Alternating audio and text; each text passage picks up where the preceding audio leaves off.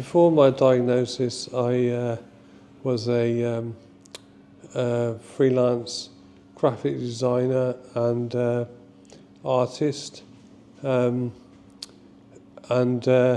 musician and music promoter, and music and art basically was formed the basis of my enjoyment and my life, both professionally and for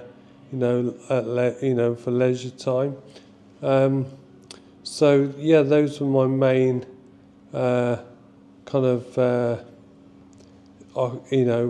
things that occupied my time.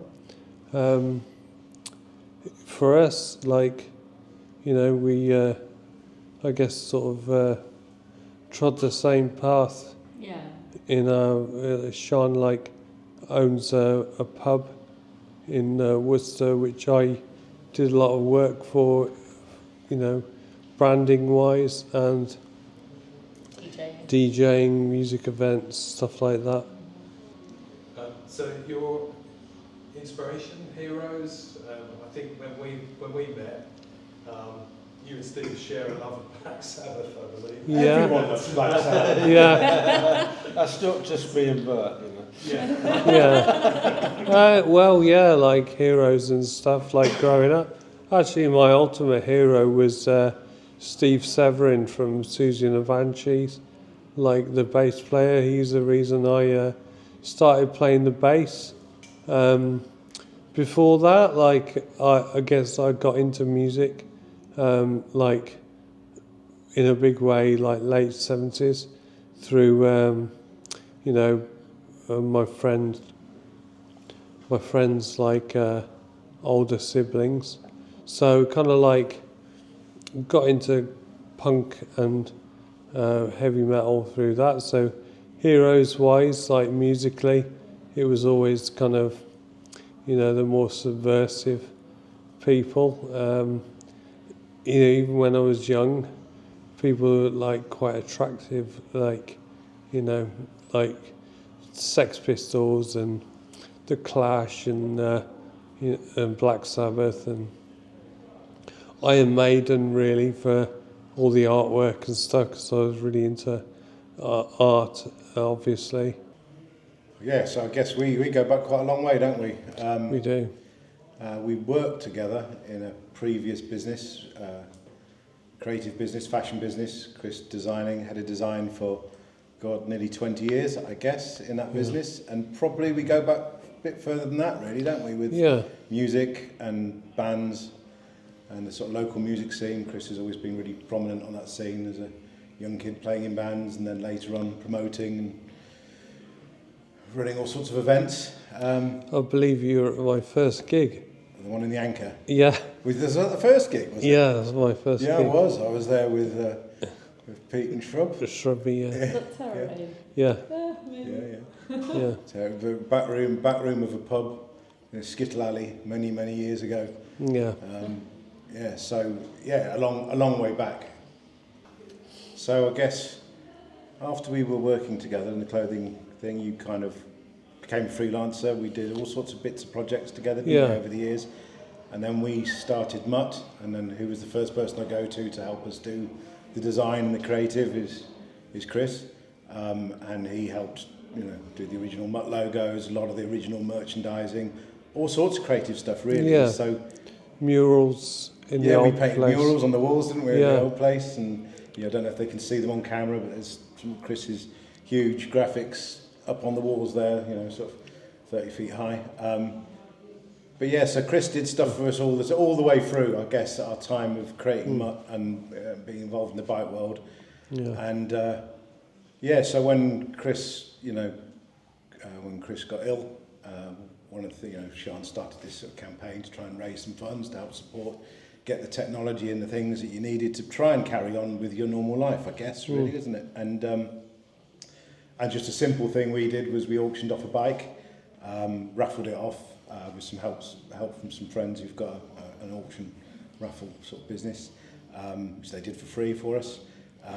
And it did really well, didn't it? I mean, it raised more than double the price of the actual bike. People were very generous, and the guy that won, loved it and rides it every day, so that's been a really good thing.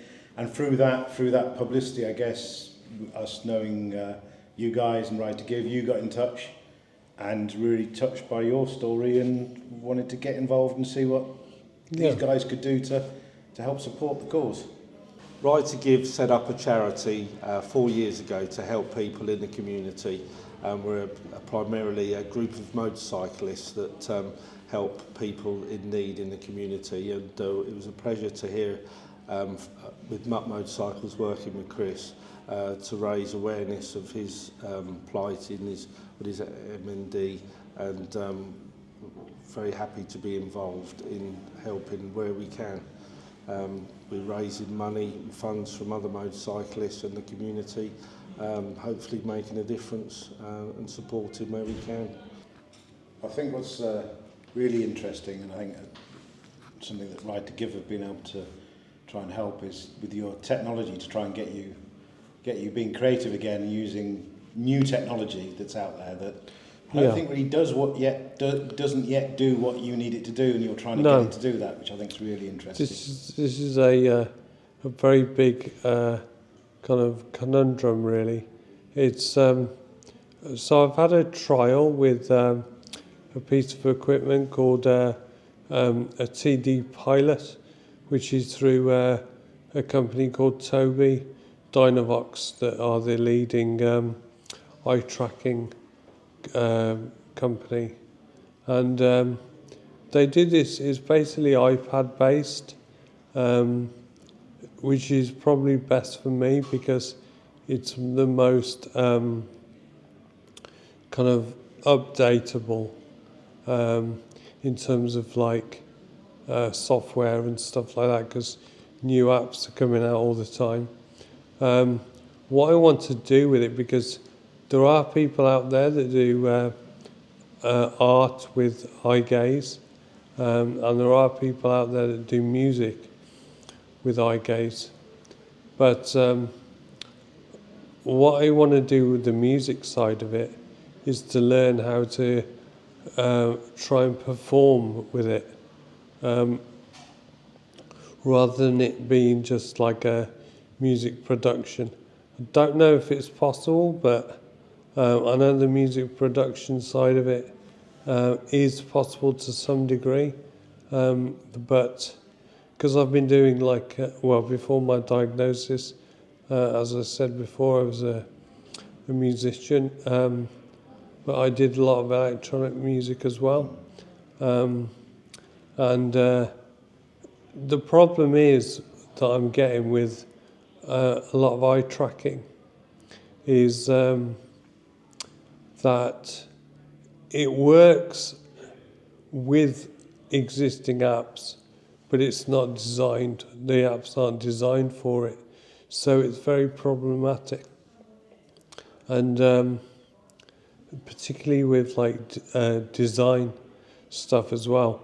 Like when I did a trial with the TD Pilot, as I said, and the mistake I made was I went straight into trying to use it with Photoshop. It was a bad idea. Complex thing. Yeah, bad idea. I've been using Photoshop since 1994 or 95, something like that. So I'm really proficient in it. But what I kind of found was it was almost impossible to use with eye gaze. So is this the interface between the software? So the eye gaze tracks your eye movements. Yeah. So say like literally moving to the cursor. But you've got to interface that tracking software with the software that you... Yeah, to give a bit of in layman's terms, I guess, you calibrate your... It's like a big iPad, and it's got a camera built in, and you calibrate it to your eyes. So your eye becomes the cursor. Your eye becomes the cursor, so wherever you're looking on the screen, it'll go, and then you can kind of bring up a menu and create actions with that. But in normal programs, I think the thing that I've noticed is where everything where you would click, if things are close together, which they are because there's lots of things to click on, it becomes really, really tricky, doesn't it, to kind of use, you know, like... Not precise enough. No. Yeah, so like the it things isn't. that are designed, the programs that are designed for eye gaze are a lot more kind of spaced out, like kind of grids. And it's a lot almost. more basic as well. Yeah. So obviously with me, like I produce my art to a very high level. So even though I do say so myself. I'm used to being like very precise and very, I use a graphics tablet and a pen and everything. So it's like, you know, hand drawing stuff. With your eyes, that's really hard, almost. I haven't seen anything yet that kind of does anywhere near like I would want it to be. So I'm managing my expectations on the art side of things. My main goal is to get back some kind of sense of purpose. I've done like art since I could hold a pencil, and then like throughout my professional or my education and career it was all art and design based. So to have that all taken away with not being able to use my like arms and hands has been like the biggest hurdle really,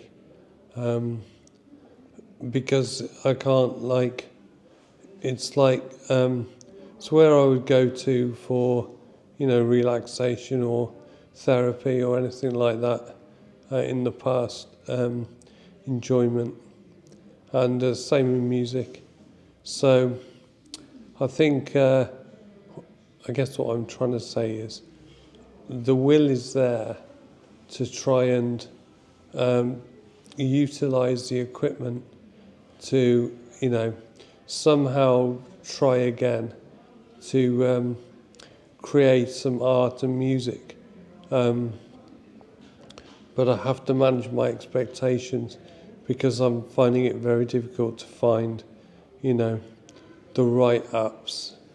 And there's not a lot of information out there that's like specific for, you know, you can use it, you know, this is a good drawing app for eye gaze or something like that, or so yeah, a bit long-winded, but if you're pushing this and this what you're trying to do with the technology, and it seems to me that would benefit lots of other people. Yeah. So if somebody with your knowledge of how software and creative software works, whether it's art, whether it's music, design, can find a way of integrating it, then it's going to benefit other people. That's correct. There is some support out there in terms of, like, there's I'm a member of like eye gaze artists on Facebook, but it's I've asked a few questions on there, like, you know, what's good for everyone says a different thing, and a lot of people use you know, like AI for creating art instead of actually you know, like a hands-on or eyes-on. So writing a prompt rather than actually moving something to virtual pencil to paint a picture. Well, that's it, yeah. And it's everyone's got a different opinion, and for the nature of the group, there's a lot of people there with you know, neuro complications and stuff like that. So some people don't, you know, ever get back to you, or you know, they'll post like art that they've done or something, but you know, if you ask them a question, you know, it's sometimes difficult to get like a kind of like dialogue going, just because of the nature of, you know, other people with MND or stuff like that. But there are sort of like communities out there, but I found it quite difficult to get any information as yet. So hopefully, if you can raise some awareness, then there might be more people out there who might know more, can help. Yeah. And the more we raise to be able to get kit to test it, could benefit. Yeah. You know, wider group of people. But we're pulling the trigger on the CD pilot, so and that's obviously helped by you guys, which is a great thing. So we're just kind of like starting that process now, but I kind of like wanted to get as much information as I can, although it's very difficult to find about what I need. The frustrating thing, I think, is as well that with not all forms of MND, obviously, but there's sort of, the type of MND you have, the ALS, it's time critical, isn't it? Like, we don't have time to wait for responses. And so people who, it'd be really good to be able to get something that's more instant for people to access who are in the same situation as you. Because, you don't have years to get used to using a new way of doing things. You need to sort of know how to do it. And this is right. It's you're constantly playing catch up with the MND symptoms, really, and things take time, and you might think that you need something, and then by the time you're able to get it, you can't use it. It's happened a few times with me with losing the use of my hands and stuff, where I've been given some equipment that I could have done with 4 months earlier, kind of thing, but because it takes so long, it's like I've outgrown it, or my condition has progressed past it. So yeah, it's quite frustrating to say the least. But so I guess the ultimate end game or goal for me is to on the music side of things is to learn or work out how I can create music with eye gaze and ultimately perform it. So I would like to, be able to orchestrate some kind of live performance, which I don't believe has been done by anybody with a neuro condition. Might have been, but not to my knowledge.